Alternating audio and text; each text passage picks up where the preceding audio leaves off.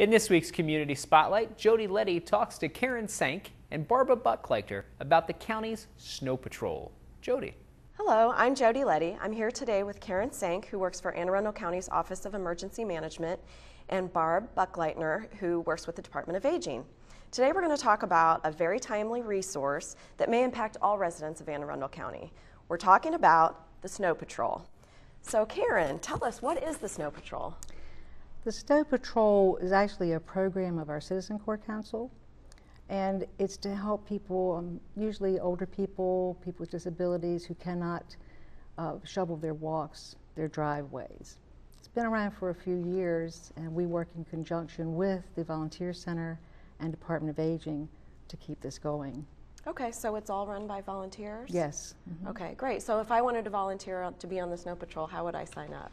You would want to get in touch with the Volunteer Center. They will send you the forms, all the things that you would need for the background check or whatever needs to be done. Okay, so what about, obviously as an individual I could sign up, but what about groups, church organizations, scout troops? Can those sign up too as well? Can. Barb, you want to address yes, that? if you are a member of a group, in fact we have some Girl Scouts and some church groups that have volunteered.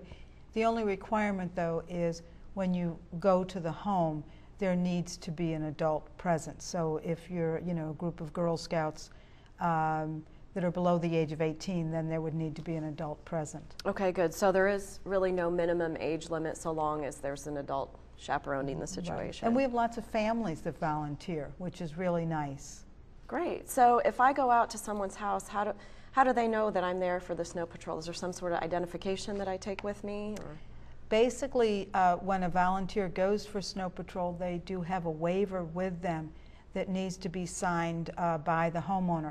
But what we do ask is, and when we talk to the homeowner, is that they do not let the volunteer into their home, or that the volunteer, that they keep it a professional sort of relationship because of liabilities and things. Right. So unfortunately, no inviting in for hot chocolate. No hot chocolate, no. Just a thank you at the door will do. Absolutely. Okay, great. So how do I request such a service? Obviously, I shouldn't have to request it, right? I should go out or make my husband go out and shovel himself. But you could be volunteers. If I did have a need and I needed to get out and I were elderly or disabled, how would I contact? You'd be contacting Office of Emergency Management. This is only done during activation of the Emergency Operations Center. Okay. So this is not a day-to-day thing. They have a main number that people call. I take that information, who they are, their address, that type of thing, and what they need, and I pass it on to Barb. And that when then she goes ahead and does her part, and let her explain her part of what she does. But that's how you get to it. Okay, so they would call the Office of Emergency Management, the EOC, and it's only when that center is being open. Now, how do people know when that's open? Is it on the radio? Is it? It's not really on the radio, but during an emergency we get a lot of calls anyhow. So we'll know, because it's the regular phone number, it just switched over to the Emergency Operations Center. I see. So if people call, we'll be able to tell them, if we're operational, if we are doing the Snow Patrol, that type of thing. Okay. So in general, if the weather warrants it, you're going to be open. Exactly. Okay, sounds good. So what hours can people call in general, or is it the Snow Patrol or the Office of Emergency Management is 24 hours, right? When it's open? 24 hours. Yes, it's 24 hours if the EOC is open. We always have an answering machine on here because we have a regular office, with office hours, but people can always call because we pick up the messages. I see. And Barb, I would imagine the volunteers aren't available 24 hours. Right, that's true. What normally happens is when the Office of Emergency Management, when they refer a client to us or a senior to us, we call them and make an assessment of their needs. Okay. Sometimes, if it's a very frail senior, safety is always an issue, and there are certain times when people shouldn't be out. So what we'll do is we will assess the situation, and if things need to be brought to the home, like prescription drugs, that type of thing, then many times we'll refer it back and someone will bring medication into the home. So, a person's safety is the primary consideration in all of this. And along those lines, regarding personal safety, if you don't need to go out, in a blizzard. Do not go out. That is, and yeah, that's our first. That's our first consideration is the client's safety. And of course, in an absolute emergency, call 911. Correct? And, oh, absolutely. And yes, absolutely. Okay. Sounds great. So this sounds like a great program to get everybody in the spirit of community, helping out, and so forth. How many volunteers? I know last year, obviously, we had the big blizzards. How many people did you have come out for this program to volunteer last year? Last year, we ended up being able to draft a lot of community associations to get them involved. Our core volunteer rate was about 7 or 8 groups. So we really would like to have more volunteers. We fielded about 52 calls from Snow Patrol during the blizzard. Wonderful. And during that time we probably plowed or shoveled out about 10 to 12 families. And they have to bring their own shovels or their own snow blowers. That's yes.